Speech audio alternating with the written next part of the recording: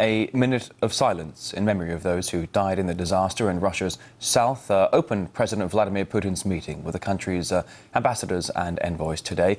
At the gathering, President Putin outlined the country's foreign policy priorities. RT's Sean Thomas was following the address. Sean, certainly quite a number of aspects, various aspects to Russia's foreign policy. What did the president have to say? Can you break it down for us?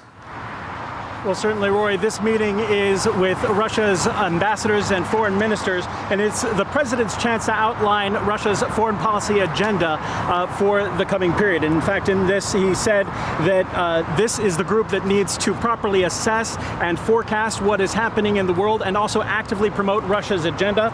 And he said international relations are getting more complicated in the world, and there is uncertainty. And one of those areas of uncertainty is, of course, the Arab Spring. In this address, the president wasted no time in going after the West and criticizing what he called their Arab interference. In fact, the so-called humanitarian missions of the West and of America to go in and bomb and get their agenda promoted. Listen to what he had to say about this tactic.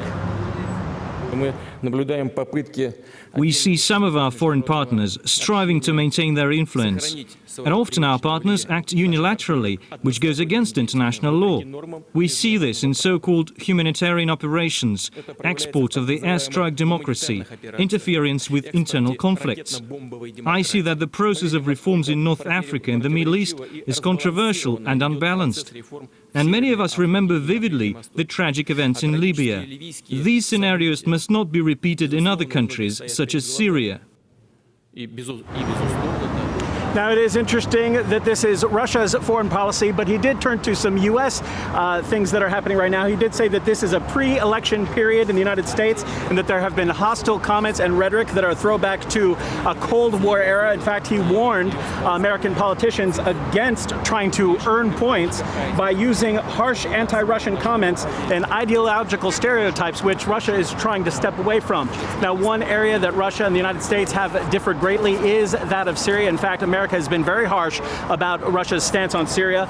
Russia is very up to the idea. In fact, what he said about that is that Syria, on the topic, he believes that we must do all we can to force the warring parties to sit down and promote a resolution through dialogue rather than a single unilateral intervention.